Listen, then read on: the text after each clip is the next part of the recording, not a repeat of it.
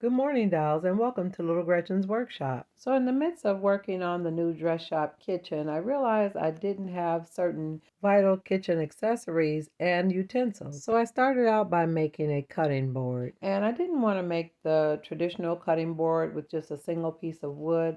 I wanted to make the type of cutting board that looked like stripes or stacked pieces of wood.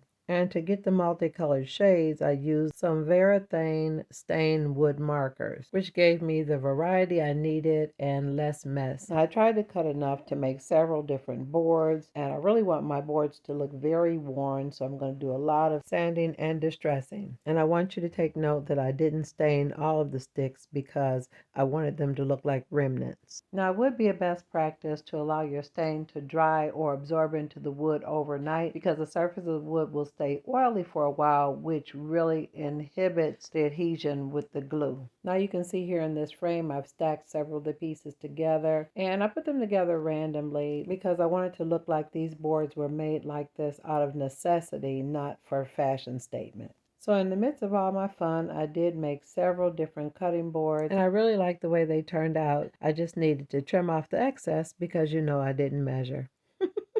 So before I started all the sanding, I wanted to make some wooden spoons. Now I did make wooden spoons in an earlier video when I first started this channel. And if you'd like to see that video, I will leave a link for it in the description. But when I made those, I just made enough for the rooming house. So I do need to make a collection for the dress shop dollhouse. Now try to make your little spoon shaped sketch as neat as you can, but don't worry a lot about it, because even if you make it too big, you'll be able to sand it down to size. Now, if you notice here on this one piece of wood, I'm actually sketching out two different spoons. And sketching out two spoons on one piece of wood really helps you keep your size down. Now, the wood I'm using is just the 1/16 of an inch basswood strips, but you could definitely use a popsicle stick to do the same thing. Now you can see this scrap was a little smaller, so I just sketched out the shape of one spoon, and now I'm cutting it out. Now when you start to cut your spoon out of the sketch, it's vital that you cut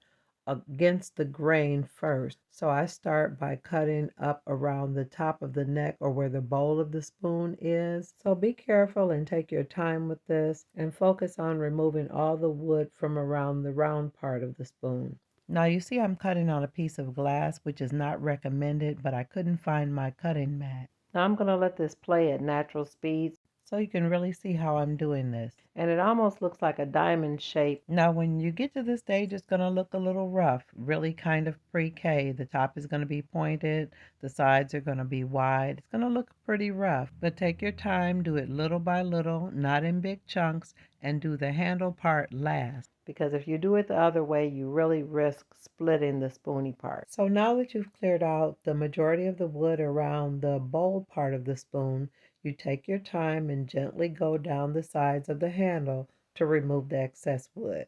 Now at this stage, your spoon might look a little crude and rough, and it wouldn't be a bad idea to take a little time to trim off little bits. But your true refinement is going to come in when you begin to sand it. So after I did the cutting board and the spoons, I felt like I needed to make a few knives. Now, I've never made a serrated knife before, and I saw this on Queen City Minis. She has an awesome channel, and she made some wonderful knives with this serrated edge that's on the aluminum foil box. Now, after you cut the blade out, you will need to straighten it because it kind of curls a little bit, but you just may want to flatten it on your board with a ruler. But I just needed to cut a small piece that looked like a 12 scale blade. And after I cut my blade, I found some small remnant pieces that were left over from the cutting board, and I just did a couple quick passes with my saw to open up the wood enough to glue the blade in. Again, be very careful with this and always be mindful of your fingers. Now after you've made an opening that's big enough, you add a little bit of the Loctite glue. Then you set the blade in place and allow it to dry. This is a really great technique. Now, in addition to making the blades with the edge of the aluminum foil box, I want to show you how I made blades with scrap plastic. Now, you do want to start off with a piece of plastic that's flat, and you want to cut it into the shapes of whatever types of blades you want for your knives. Now you do want to sand off the edges so that it won't be sharp, because you can cut yourself with the plastic if you're not careful. And after cutting the shapes and sanding them, I put them on a block with some double stick tape, and I gave each side a coat of my silver Chester's paint. But I used the exact same technique to add the blades to the handles. These are both very simple and inexpensive ways to make your knife blades for your dollhouse. Now, when I was thinking of the cooking for the dowels, you definitely need some type of spatula to get the batter or bread dough out of the bowls. So I went on to take a few of my little sticks and squeeze some white clay around them to create spatulas. Now, I don't shape my spatulas perfectly on the stick, but if you prefer, you can take as much or as little time as you want shaping your little spatula before you bake it. But for me, I do the general shaping with the clay while it's soft, and then after it's baked and cooled, I use my sandpaper to refine my shape. So if you're new to the channel, you're going to get used to the fact that many times my imagination kind of kaleidoscopes, meaning that each idea leads me to another idea. So I've already made wooden spoons and I've already made spatulas. So now I think I need a few aluminum spoons with wooden handles. Now I'm not really sure if they were available during the Victorian times, but I want them in my collection. So I'm using my ball stylus and a piece of an aluminum foil pan, and I'm tooling the aluminum foil to create the main body of the spoon and a portion of the handle. Now after I was satisfied with the spoon part and the first portion of the handle, I used a pair of my old scissors that I do not use on my fabric to cut out the shape. Now you truly want to take precaution to be careful with your fingers, because the edges of the aluminum foil pan can be sharp. You definitely are going to want to sand them with a file or some sandpaper to dull down the edges.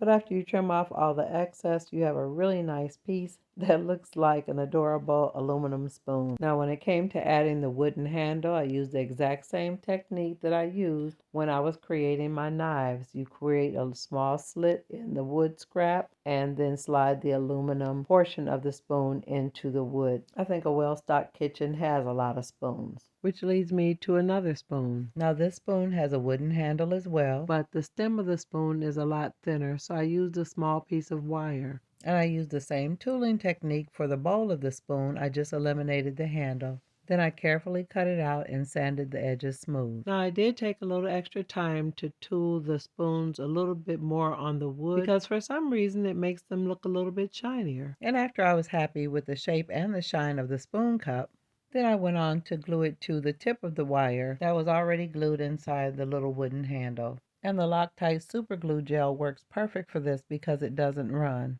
But you have to be very precise and quick about adding it to the tip of the wire, because you don't want it to dry crooked. And after you get it centered and aligned on the tip of the wire, you have to make sure that it dries straight. So I stuck mine on a small piece of styrofoam. So after I was done creating all my pieces, it was time for me to stain and refine the handles and add my details. Now, Dolls, this was that really large spoon that I made in the beginning, and I drilled a small hole in the tip of it so that I would be able to either hang it on a nail or add a string or thread. Now, if you're new to the channel, one of my favorite things to detail my miniatures with is nail art. Now, I have a mix of gold and silver nail studs, and I singled out all the silver ones to use them as rivets for the handles of my knives. Now that the glue and the stain on my cutting boards are nice and dry, I'm going to go ahead and sand and distress them to make them look worn.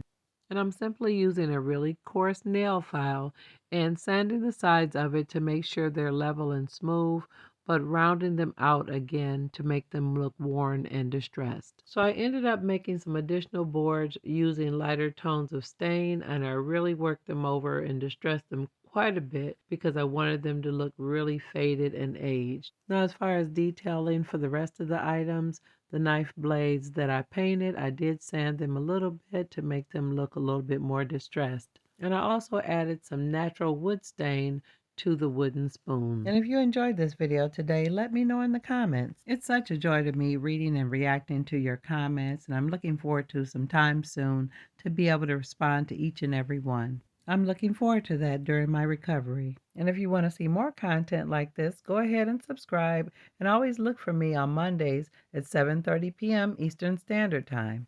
And if you want to support my work here on the channel, you can now buy me a coffee, and the link is in the description.